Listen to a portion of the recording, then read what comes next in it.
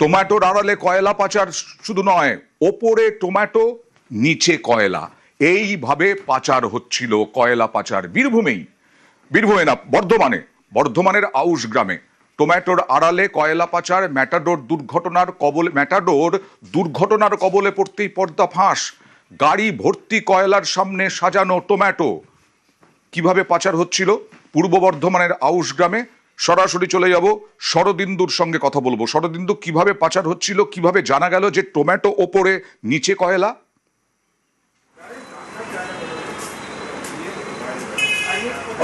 Bardhaman Suri road ধরে অর্থাৎ বীরভূম জেলার দিক থেকেই এই ম্যাটাডোরটি আসছিল বর্ধমানের দিকে এবং আউশ গ্রামের ঘুষকরার কাজ গোবিন্দপুরের কাছে চালক নিয়ন্ত্রণ হারিয়ে ফেলে ম্যাটাডোরটি রাস্তার পাশে নেমে যায়।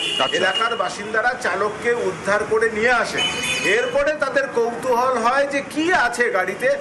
তখন তারা জানতে পারে যে টমেটো আছে। সেই ডালা খুলতেই দেখা যায় সামনে টমেটোর কয়েকটা ক্যারেট এবং তার ভেতরে বেশিরভাগটা জুড়েই কয়লা, এবং এভাবেই কয়লা পাচার হচ্ছিল। এলাকার বাসিন্দারা বলছেন এই যে নতুন সরকার আসার পর কয়লা পাচার বন্ধে কড়া পদক্ষেপ নেওয়া হচ্ছে, সেই জন্যই এখন এই ফিল্মি কায়দায় পুষ্পার চন্দন কাঠ পাচারের আদলে টমেটোকে সামনে রেখে কয়লা পাচার করা হচ্ছিল। এখন বিষয়টি পুলিশকেও জানানো হয়েছে, পুলিশও তদন্ত শুরু করেছে যে এই গাড়িটি কতবার এই কাজ করেছে বা এভাবেই কি কয়লা পাচার চলছে। আমি আসবো শরদিন্দু তোমার কাছে। স্থানীয় বাসিন্দারা কি বলছেন একবার দেখাবো, তারপর তোমার কাছে আসবো। সকালবেলায় মেয়েকে নিয়ে আমি স্কুলে দিতে যাচ্ছিলাম, তখন দেখি যে একটা সবে মাত্র গাড়ি উল্টে গেছে এবং ড্রাইভার তার গাড়ির ফাঁক দিয়ে বেরিয়ে উঠে আসার চেষ্টা করছে। ড্রাইভারের সেরকম কিছু হয় নাই, অল্প লেগেছে। আমি গাড়িটাকে পর্যবেক্ষণ করছিলাম, তো দেখলাম যে গাড়িটার পিছনের দিকে টমেটোর সবজি এই ধরনের রয়েছে। তো তারপরে একটু পর ভালো করে লক্ষ্য করতেই দেখা গেল অভিনব কায়দায় ভিতর থেকে প্রচুর কয়লা বেরোনো হচ্ছে।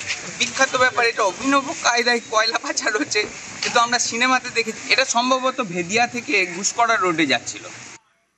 শরদিন্দু, তুমি যেটা বললে ফিল্মি কায়দায় একেবারে নিয়ে যাওয়া হচ্ছিল এই কয়লা, এই যে শুভেন্দু অধিকারী বারবার মুখ্যমন্ত্রী হুঁশিয়ারি দিচ্ছেন বালি পাচার নিয়ে, কয়লা পাচার নিয়ে, সহজে তো হতে পারছে না এখন পাচার। এবং পুলিশ তার মানে পুলিশ কি বলছে, পুলিশকে আরো সতর্ক থাকতে হবে, আরো নজরদারি বাড়াতে হবে।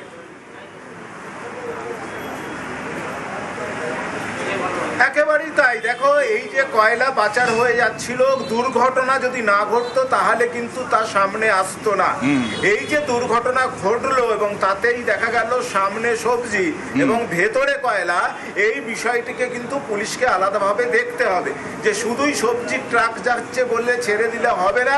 সত্যি সবজি আছে না তার ভেতরে কয়লা, বালি, অন্য কিছু রয়েছে পাচারযোগ্য, সেই বিষয়টাও কিন্তু দেখতে হবে। অর্থাৎ পুলিশের নজরদারি বেড়েছে, কিন্তু আরও বেশি করে পুলিশকে নজরদারি বাড়াতে হবে। কারণ এই ধরনের ঘটনা বা আজকের এই দুর্ঘটনা সেই কথাই কিন্তু প্রমাণ করে দিল যে সবজির আড়ালে কয়লা পাচার হচ্ছে, এটা জানা গেল। এখন কতগুলো গাড়ি এইভাবে কয়লা পাচারে যুক্ত বা কোথায় সেই কয়লা পাচার হচ্ছে সেসব বিষয়গুলো কিন্তু পুলিশ তদন্ত করে দেখছে। বেশ, আসলে যারা অপরাধী, পুলিশ প্রশাসন সতর্ক থাকে, পুলিশ প্রশাসন বিভিন্নভাবে সতর্কতা বাড়ায়, নজরদারি বাড়ায়, কিন্তু তাদের ওপর দিয়ে আবার অপরাধীরা নতুন নতুন কৌশল নেয়, আর সেখানেই পুলিশের পদক্ষেপ খুব গুরুত্বপূর্ণ।